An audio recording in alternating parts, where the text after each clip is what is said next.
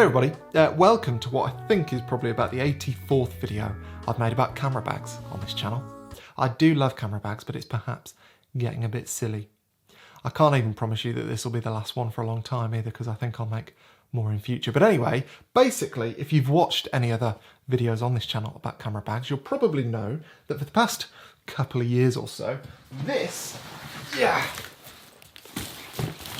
I do hate, to some extent, doing videos on camera bags because it's quite difficult to show them because they're massive. But this has been my my go-to daily bag for, about 2 years. It's the Mindshift Backlight 26 litre, and I love it because, well, there are a number of reasons that it fits my brief. Firstly, you can fit all your camera gear in the back of it, which I like. And also, pretty much just as importantly, there is room in the bag also for things like my laptop, which is crucial if I'm going away anywhere. If I'm going away for more than one night, I'll take a laptop so that I can edit photos and stuff.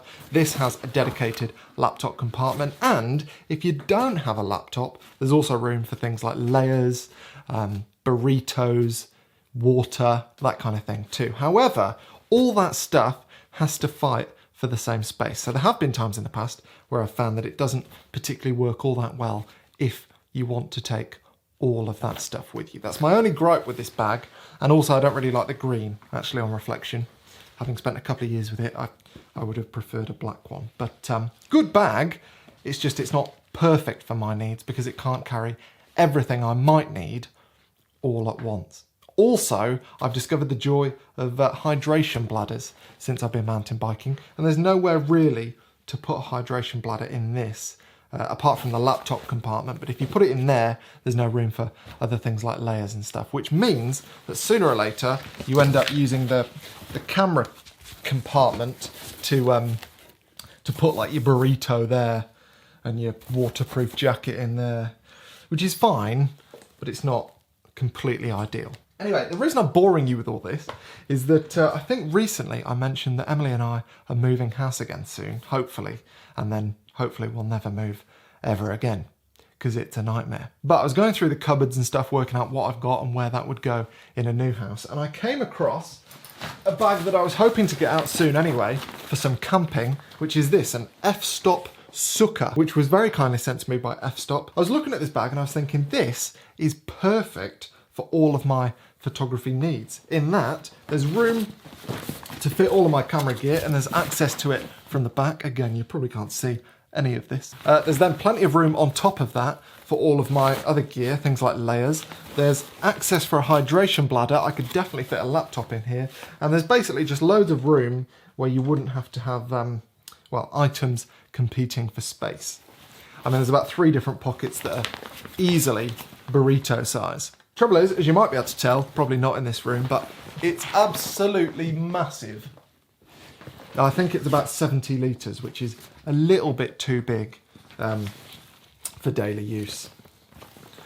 It's about twice the size of what I'd want. However, that made me think that perhaps F-stop do a bag that is an appropriate size. And then I found this, which I paid for. This is not sponsored. This is their Lotus bag. Again, it's probably pointless me holding this up. I doubt you can see it. Anyway, this is basically just a smaller version of the Sucker, and there's room for all my camera gear. This is an ICU, what they call an ICU. Don't know what that stands for, but basically maybe an integrated camera unit.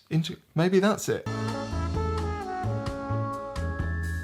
But yeah, you can pull this out. That's plenty of room for all my camera gear. And then on top of it, there's like a, 6-7 inch layer that, I can put all my clothes and stuff. And then a laptop behind that, and then a hydration bladder in there as well. And then there's all these other pockets that I could put other things. It's fantastic. And it has about the right footprint for what I'm after from a daily photography bag. Quick thing, a few months ago, February maybe, I think I mentioned, in fact I definitely mentioned, and I think it was February, that seems like years ago. Yeah, I was talking about a bag that hadn't been released yet that I was very excited about. That bag still hasn't been released, but that won't become my daily photography bag, as I'll explain when I'm talking about that bag in future, when it has been released. It's a very good bag, but this Lotus is, definitely a candidate for a proper daily bag.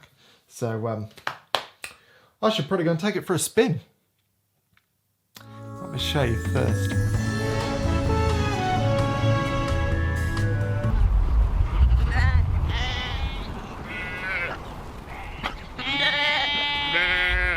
Right then, first run out for this bag in the hills. I say run out, it's not got any legs, so naturally I'm doing all the work. I didn't have a shave as well. As you can see, I fell asleep in the garden, but in my defence, it is a Sunday. So the bag hasn't got legs, we've established that. What it does have is straps. A couple of points to make on the straps that I've noticed. First of all, I was very relieved to see that my Peak Design capture does fit on the straps. It doesn't fit on the sucker, or I couldn't make it fit. Maybe someone else has managed to. And the other point I'd make about the straps is that it was the straps that people were commenting on in the reviews, saying that it wasn't the most comfortable bag in the world. In my experience, in literally my 15 minutes experience so far, I'd say it's quite comfortable. It's not the most comfortable bag I've ever used, but it's okay. That said, this is a bag that comes with walking pole strap hook things, so clearly it's meant for trekking and all-day trekking at that, maybe even multi-day trekking, and as such I can't really comment on what it's like comfort-wise because, like I said, I've used it for 15 minutes. Wouldn't really be a decent review if I was to do that.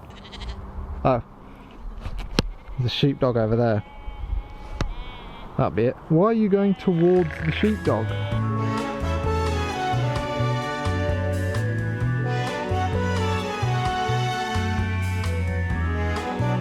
As I mentioned before, one of the things that I wanted to test with this bag was how it worked with hydration bladders. I forgot mine.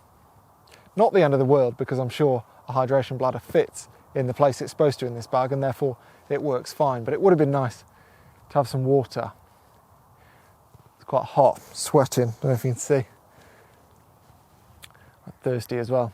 I always get a little bit nervous when I'm reading reviews and people are talking about build quality, because for me, build quality and longevity are exactly the same thing, they're entwined. And trying to work out the longevity of a product based on having spent a few hours with it, I think is pointless as far as I'm concerned. So I can tell you that the zips on this bag look to be of a very good quality, particularly these watertight ones here on the outside. I can also tell you that the main material that's been used to make this bag, I don't know what it is, but this looks to be very hard wearing indeed. However, I don't know how long this bag is going to last. Based on feel and looks of it, I'd be very surprised if I have to change it in the next year or two. But I'd stop short of saying that this has a very good build quality because, like I said, that comes from something lasting over time, and we won't know that for some time.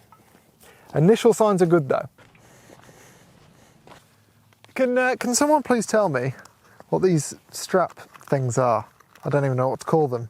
I've had them on pretty much every bag I've ever owned, and well, I never know what to do with them at all. I've just remembered something I didn't like when I unpacked this bag. The IDS or whatever it's called that sits within the bag that you put your camera stuff in, that can be hooked into the bag, which is a great idea so that it doesn't move around too much. But the hooks, it took me about 10 minutes to work out how to do it, and it's really, really fiddly, which is annoying because I was hoping to just move this seamlessly between this bag and the sucker when I go camping and stuff. But unless I figure out how to do it properly, I'm not going to use those clips or those hooks because, like I said, it took me ages. There's a good chance it's just me doing it wrong, to be honest, but it was annoying. Right, on the basis that the sun and the pollen are currently having a race to see which can do most damage to me fastest, I'm going to head home. But I'm very excited about my new bag. It ticks the most boxes of any bag that I've ever had, I think, and so far it's pretty comfortable. When I do my first day trek up a mountain, we'll see how it gets on then, but I can't really see it being massively uncomfortable. So, I mean, famous last words, but the signs are looking good. I'm very excited about it. Also, I think soon, in the next month or two, I'll have to do a what's in my bag video, another what's in my bag video, because things are about to change quite a lot. So there's that to look forward to. Look forward to might be a bit strong.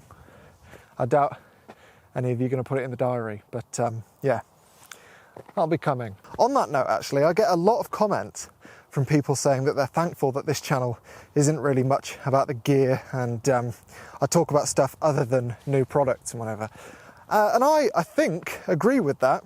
I quite like that it's not always about products. That said, I do like talking about new things and I do like finding new stuff. So I'm wondering if your mind if there's a balance of new stuff, but also me talking about actual photography, not just cameras.